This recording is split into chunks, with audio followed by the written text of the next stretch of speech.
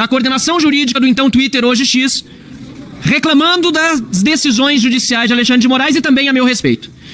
Eu quero dizer, senhor presidente, que todos aqueles que dizem que falta ao Michael Schellenberger, ao Eli Vieira, ao David Agape mostrar as provas, os documentos de que, de fato, ocorreram essas ordens ilegais, eu preciso dizer a todos aqui que eu mostro aqui e agora o documento do meu caso, a decisão do TSE em relação aos Twitter Files, em relação à censura que foi promovida contra mim. E é importante dizer, senhor presidente, que fecha absolutamente tudo. Porque a direção jurídica do Twitter reclama aqui que recebeu, eu vou ler o e-mail aqui na íntegra, já obviamente traduzindo ao português. O diretor jurídico do Twitter diz o seguinte: nós recebemos uma ordem judicial do TSE para a retirada de um contento específico, mas não foi apresentada o URL, ou seja, o link postado por essa conta verificada, e que fosse retirado dentro de 1 hora, sob ameaça de uma multa de R$150 mil, porque o usuário supostamente usou seu perfil em rede social para postar fake news e encorajar a rejeição do sistema eleitoral e do resultado eleitoral. Senhor, é um absurdo, em primeiro lugar, já a narrativa, porque esse vídeo eu postei como crítica ao Ministério Público do Trabalho, não foi uma crítica ao TSE. E mais do que isso, foi postado um dia antes da eleição. Como é que poderia questionar os resultados da eleição? Porém, veja bem a narrativa aqui, veja bem o que está escrito e como confere na ordem que recebi do YouTube. E não estou violando aqui, eu quero deixar bem claro também, o sigilo do processo. Essa é outra covardia de Alexandre de Moraes e do TSE. Colocar todos os processos sob sigilo. Os advogados que têm acesso ficam receosos, não querem nos passar ou não querem apresentar em público os documentos que comprovam a perseguição, porque violarão o sigilo. É um absurdo, é uma covardia, senhor presidente. Mas aqui não estão ferindo o sigilo do processo, porque vejam bem, eu recebi, delegado Ramage, no meu e-mail institucional, encaminhado ao meu e-mail pessoal, enquanto aguardava voo internacional em Guarulhos, no dia 3 de novembro à noite, um e-mail do YouTube. Não foi da Justiça Eleitoral. Não foi nem do meu advogado, porque eu não tinha advogado constituído. Essa é outra história. Sequer consegui constituí-lo, levou mais de 6 meses até o TSE me permitir a habilitação do advogado na corte. O YouTube manda 2 e-mails, primeiro em inglês às 16h42, dizendo que receberam uma ordem para retirar o conteúdo, e o segundo às 18h30 e alguma coisa, está cortado aqui, dizendo qual era o conteúdo específico e anexando a petição do Supremo, do Tribunal Superior Eleitoral.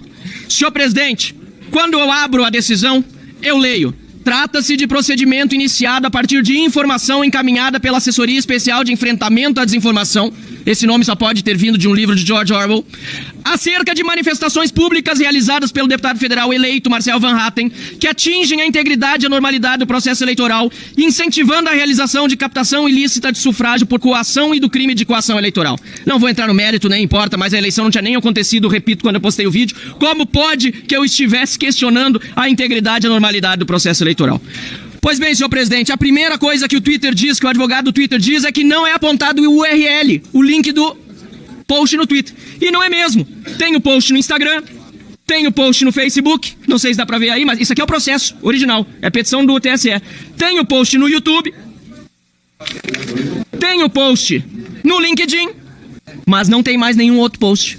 Não obstante, no próprio processo, determina-se as plataformas Facebook, Instagram, LinkedIn, YouTube, TikTok, Telegram e Twitter a imediata remoção do conteúdo mencionado, canais e grupos abaixo relacionados, sob pena de multa, hora fixada no valor de R$150 mil.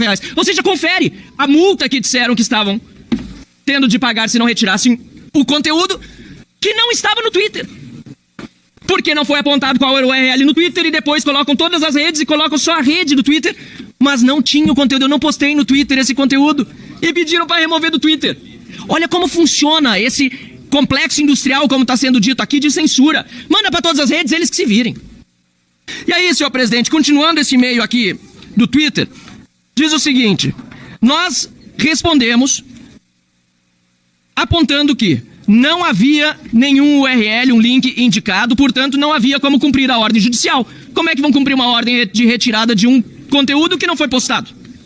Segundo, a corte mesmo indicou que o conteúdo não foi compartilhado pelo usuário no Twitter. Ou seja, a corte diz no processo, ou pelo menos não mostra onde foi postado, e mesmo assim manda tirar. 3. Que se esse conteúdo tivesse de ser removido, o próprio usuário pode adotar as medidas para removê-lo, porque a conta é verificada E a corte conhece a sua identidade. E é verdade. Por que não pede para eu retirar? Por que não mandam pro usuário e mandam direto para a rede social já fazer a censura? Para não dar direito de defesa. Para que a gente não possa sequer tentar se defender. Quarto ponto. Não há razão para que este processo esteja sob sigilo. E por isso, senhor presidente, também quero informar que estamos entrando com um pedido para levantar o sigilo do meu processo e também já faço aqui solicitação à Credem que solicite que todos os processos tenham seus sigilos quebrados. Por que estão sob sigilo? Respondo, covardia. Porque querem que aquele que é atingido, não foi o meu caso, mas muitos acabam, infelizmente, ficando com medo, receosos, não queiram mais postar.